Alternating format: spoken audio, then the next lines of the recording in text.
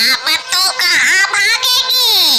चलाक जल पड़ी, मैंने तेरी पूंछ काट दी है। अब तू तैर भी नहीं पाएगी। यही पड़ी रहे, मैं जाकर चूल्हे में आग जलाता हूँ। ये कहते हुए डायन अपनी झोपड़ी के पास जाकर मिट्टी के चूल्हे में आग जलाने लगी। जब आग जल गई तब उसने चूल्हे पर एक कढ़ाई रखी और अपनी झोपड़ी में से सरसों का तेल लाने चली गई। इधर मणिमाला जलपरी दर्द और पीड़ा में तड़पते हुए धीरे धीरे बेहोश होने लगी। माँ तो अभी तक नहीं आई, मुझे बहुत डर लग रहा है। कहीं उस डायन ने मेरी माँ को बंदी तो नहीं बना लिया। मैं एक बार पानी के ऊपर जाकर देखती हूँ कि माँ अब तक क्यों नहीं आई। नीनी जल्दी से नदी के ऊपर जाकर देखती है कि उसकी माँ मणिमाला जलपरी की पूंछ काट कर अलग कर दी गई है। ये देखकर मत्स्यकन्या नीनी रोते हुए अपनी माँ को पुकारने लगी।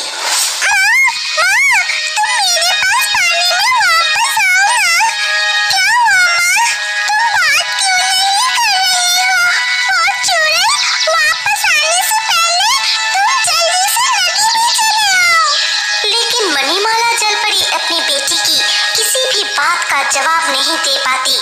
ये सारी घटना एक टूनी पंछी पेड़ की डाल पर बैठा देख रहा था। फिर वो टूनी पंछी उड़ते हुए मत्स्यकन्या नीनी के पास आके कहता है, रो मत मत्स्यकन्या, तुम्हारी माँ को बचाने के उपाय मुझे पता है। तो तुम जल्दी से मुझे बताओ कि मैं अपनी माँ को कैसे बचा सकती हूँ। इस जंगल के पार नदी के किनारे प्रकृति देवी रहती है। अगर कोई प्रकृति देवी से मदद मांगते हैं तो प्रकृति देवी उसे जरूर मदद करती है। तुम भी प्रकृति देवी से मदद मांग सकती हो। लेकिन टूनी चिड़िया, मैं तो मछली कुमारी हूँ, जल के बिना जमीन पर चल फिर नहीं सकती। तो मैं प्रकृति देवी के पास कैसे पहुँचूंगी? और जब मैं प्रकृति देवी के पास चली जाऊंगी तब अगर वो चुड़ैल मेरी माँ को कोई नुकसान पहुँचाए तो तब क्या होगा? चिंता मत करो दोस्त, इस नदी से तुम आगे बढ़ते जाओ। इस नदी के किनारे ही प्रकृति देवी रहती है, तुम उनसे जरूर मिलोगी। और तब तक मैं इस चुड़ैल का ध्यान बटाता हूँ ताकि चुड़ैल तुम्हारी माँ को कुछ नुकसान नहीं पहुँचा पाए। ठीक है टूनी चिड़िया, मैं जल्दी ही प्रकृति देवी से मिलकर उससे मदद लिए वापस चले आऊंगी। तुम तब तक मेरी माँ का ख्याल रखना। ये कहते हुए मत्स्यकन्या नीनी नदी में तैरते हुए प्रकृति देवी की खोज में निकल पड़ी। उधर टूनी पंछी चुड़ैल के पास जाकर उसे व्यस्त रखने के लिए तरह तरह से परेशान करने लगा। कभी वो झड़े हुए पत्ते मुंह में लेकर चुड़ैल की कढ़ाई में फेंक देता तो कभी चुड़ैल के सिर पर चोंच मारकर उड़ जाता। बदमाश टूनी चिड़िया, मुझे बहुत तंग कर रही है। एक बार अगर तुझे पकड़ पाया तो अच्छी तरह मजा चखाऊंगी। टूनी पंछी चुड़ैल को लगातार परेशान करता रहा और चुड़ैल उसे पकड़ने के लिए इधर उधर दौड़ती रहती है। उधर मत्स्यकन्या नीनी तैरते तैरते प्रकृति देवी जहाँ रहती है वहाँ पहुँच के जल से सिर उठाकर वो देखती है कि नदी के किनारे ही प्रकृति देवी तपस्या कर रही है। प्रकृति देवी, मैं मत्स्यकन्या नीनी हूँ। मेरी माँ बहुत बड़ी मुसीबत में है, मेरी मदद कीजिए। मेरी माँ को उस दुष्ट चुड़ैल के हाथों से बचा लीजिए। तुम चिंता मत करो, मैं तुम्हारी मदद जरूर करूंगी और तुम्हारी माँ को उस चुड़ैल के हाथों से बचाकर तुम्हारे पास लाऊंगी। मैं तुमसे वादा करती हूँ। लेकिन प्रकृति देवी, माँ के पास पहुँचने से पहले वो चुड़ैल अगर मेरी माँ को कुछ कर दिया तो मुझे बहुत डर लग रहा है। डरो मत मत्स्यकन्या नीनी, तुम पानी से तुम्हारी माँ के पास लौट जाओ, मैं अभी वहाँ पहुँचती हूँ। ये कहते हुए प्रकृति देवी अदृश्य हो गई और सीधे मणिमाला जलपरी के पास पहुंच गई। तब भी चुड़ैल टूनी पंछी को पकड़ने के लिए उसके पीछे पीछे दौड़ रही थी। उधर जलपरी मणिमाला अपने सामने प्रकृति देवी को देखकर दर्द के मारे तड़पते हुए कहने लगी, मुझे मुझे मुझे छोड़ दो चुड़ैल, मुझे मेरी बेटी के पास जाने दो। मणिमाला, मैं प्रकृति देवी हूँ। मैं तुम्हें बचाने के लिए यहाँ आई हूँ। जो मैं कह रही हूँ वो ध्यान से सुनो। तुम्हारे पास तो जादुई मोती है। उस मोती का इस्तेमाल करके तुम अपना रूप बदल के यहाँ से भाग सकती हो। प्रकृति देवी, मेरी पूंछ उस चुड़ैल ने काट दी है। कटी हुई पूंछ के कारण जादुई मोती से भी मैं अपनी रूप बदल नहीं सकती। तुम अपना जादुई मोती निकालकर अपने हाथ में रखो। मैं अपनी प्रकृति शक्ति से अभी तुम्हारी कटी हुई पूंछ को ठीक कर देती हूँ। ये कहते हुए मणिमाला जलपरी अपने माथे से जादुई मोती निकलकर हाथ में पकड़ लेती है। फिर प्रकृति देवी अपनी प्रकृति शक्ति का इस्तेमाल करते हुए हाथ घुमाकर जादू से जलपरी की कटी हुई पूंछ को फिर से जोड़ देती है। धन्यवाद प्रकृति देवी, अब मैं पूरी तरह से ठीक हो गई हूँ।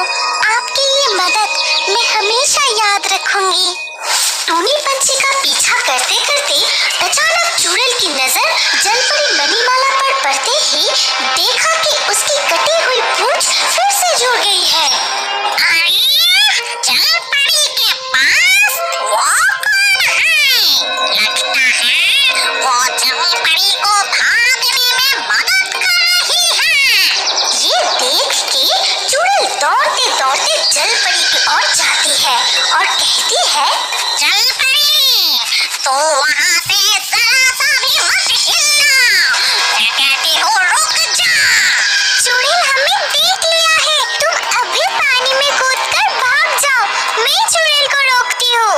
प्रकृति देवी की बात खत्म होते ही मणिमाला जलपरी पानी में कूदकर भाग गई। इधर चुड़ैल गुस्से में प्रकृति देवी के पास आकर कहती है, अच्छा मानव, तूने मेरी शिकार को भागने में मदद की। आज मैं तुझे मारकर कच्चा चबा जाऊंगी। डायन गुस्से में आकर प्रकृति देवी का गला दबाने के लिए आगे बढ़ती है। तभी प्रकृति देवी हाथ घुमाकर जादू करके चुड़ैल को हवा में उड़ा देती है। ये क्या? मैं हवा में तैर रहा हूँ? कैसे? इसका मतलब तुझे जादू आता है। मुझे जादू से रोक नहीं सकेगा। मैं तुझे मार डालूंगी। अभी रुक जाओ चुड़ैल, मैं हूँ प्रकृति देवी। प्रकृति का संतुलन बनाए रखना ही मेरा काम है। तुम जलपरी और उसकी बेटी को कष्ट दे रही थी, इसीलिए मैं उन्हें बचाया। तूने मेरी शिकार को छीनकर अच्छा काम नहीं किया। तुच्छ देवी, अब तू मुझे बता कि मैं क्या खाऊंगी।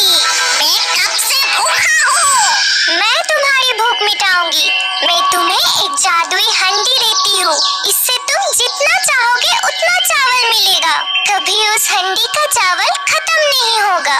ये कहते हुए प्रकृति देवी अपनी प्रकृति शक्ति से उस जादुई हंडी को प्रकट करती है और चुड़ैल को नीचे छोड़ देती है। तभी चुड़ैल उस हंडी को हाथ में लेकर, मुझे चावल खाना है। मिट्टी के हंडी, मुझे चावल दो। साथ ही साथ हंडी में चावल आ जाता है और ये देखकर चुड़ैल बहुत खुश होकर प्रकृति देवी से कहती है, धन्यवाद प्रकृति देवी, मैं आपको पहचान नहीं पाया, इसीलिए ऐसा काम किया। मैं आपको वचन देता हूँ कि अब कभी किसी इंसान या किसी जीव को नहीं खाऊंगा। इस हंडी के चावल, जंगल के फल और शहद खाकर ही एनर्जी। फिर प्रकृति देवी वहाँ से अदृश्य होकर फिर से अपने स्थान पर लौट जाती है और इधर नदी के नीचे माँ, तुम वापस आ गई। तुम्हारे बिना मुझे बहुत कष्ट हो रहा था। मैं बहुत रो रही थी। देखो बेटी, मैं तुम्हारे पास फिर से वापस आ गई हूँ और अब डरने की कोई बात। सिमुलतोली के जंगल में नागराज नील, उसकी पत्नी मुन्नी नागिन और उनकी बेटी निन्नी के साथ एक मिट्टी के घर में रहता था। नील नागराज बहुत ही मेहनती था। वो अपने खेत में बहुत सारे तरबूज उगाए थे और वो सारे तरबूज वो पक्षीकुल बाजार में बेचता था। इन दिनों जंगल में बहुत बारिश हो रही थी। ज्यादा बारिश होने के कारण जंगल के सारे पशु पक्षियों का बहुत बुरा हाल हो रहा था। एक दिन जंगल में बाढ़ आ जाती है, जिसे नाग नागिन का मिट्टी के घर पूरा बह जाता है। लेकिन किसी तरह नील नागराज और उसका परिवार बच जाता है। किसी तरह करके वो तीनों एक चट्टान के ऊपर आके रुका, जहाँ वो पूरे दिन बारिश में भीगते रहे। उस चट्टान के पास ही एक बड़ा सा पेड़ था, जहाँ से टूनी चिड़िया उन्हें देख रही थी। नागराज, आप लोग यहाँ इस तरह क्यों भीग रहे हैं? हम तुम्हें हमारे दुर्दशा के बारे में और क्या बताएं? फिर नागराज टूनी चिड़िया को पूरी घटना बताते हैं। तभी नागराज की पत्नी मुन्नी नागिन ने बोली, लगातार बारिश हो रही है, चारों ओर बाढ़ का पानी बह रहा है। मुझे नहीं पता कि मैं अपने बच्चे की सुरक्षा कैसे करूं। आप चिंता मत कीजिए नागिन माता, मैं देखती हूँ कि क्या उपाय किया जा सकता है। फिर टूनी चिड़िया उड़कर मदद के आस में पास वाले जंगल में गई और वहाँ वो अपनी दोस्त तोता से मिली और पूरी बात बताई।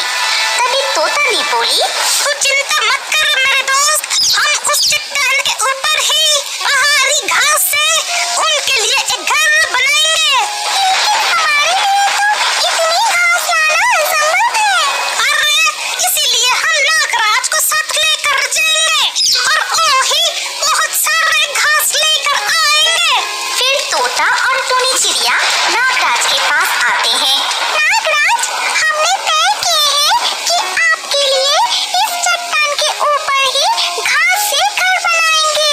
हाँ, लेकिन चारों तरफ बाढ़ के कारण यहाँ से हमें घास नहीं मिलेगा, इसीलिए पहाड़ों से पहाड़ी घास लाना होगा और आपको भी हमारे साथ चलना होगा।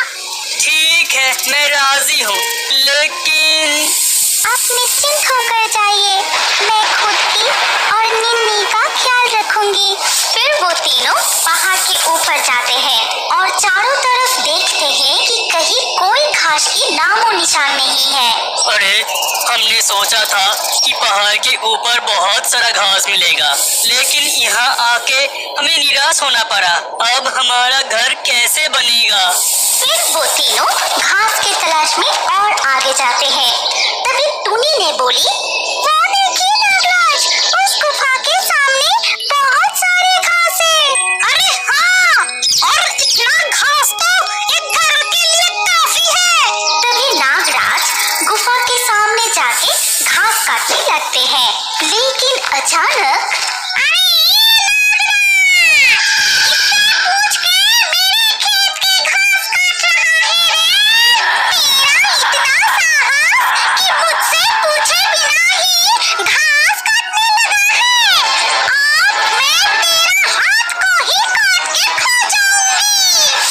कहते ही चुड़ैल नागराज के ऊपर हमला करने के लिए आगे आती है और ऐसे हालात देख तोता ने कहा, अरे बाप रे, चुनी, जल्दी भाग यहाँ से। नागराज, आप भी भागिए। नहीं, रुको तुम दोनों, अभी मैं इस दुष्ट चुड़ैल को सबक सिखाता हूँ। फिर नागराज अपनी नागमणि हाथ में लेते हैं और चुड़ैल की आंखों के सामने बढ़ाते हैं। तभी वो मणि से एक तेज रोशनी निकलती है, जिससे वो चुड़ैल नागराज के बस में आ जाती है और अब बोल चुड़ैल, तू मेरे कहा मानेगी? हाँ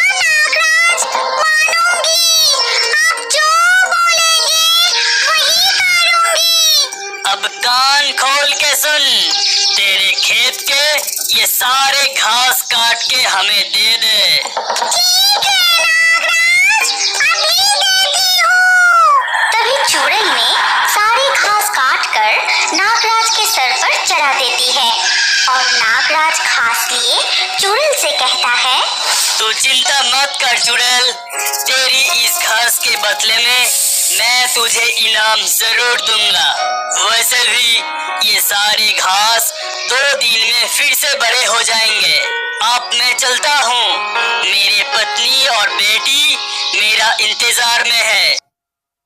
बहुत देर हो गए, तेरे पिताजी अब तक नहीं लौटे। उस पहाड़ में कुछ दुर्घटना तो नहीं घटी ना? मुझे बहुत चिंता हो रही है। देखो मुन्नी नागिन, हम कितने सारे घास लाए हैं, इससे हमारा बहुत बड़ा घर बनेगा। फिर टुनिया और तोता मिलके मुंह से घास लिए घर बनाना शुरू करते हैं। देखते ही देखते एक सुंदर सा घास का घर बन जाता है। फिर मुन्नी नागिन और उनकी बेटी निन्नी बहुत खुश होते हैं। तभी फिर से बहुत तेज बारिश शुरू हो जाती है। फिर वो सब मिलके घर के अंदर जाते हैं।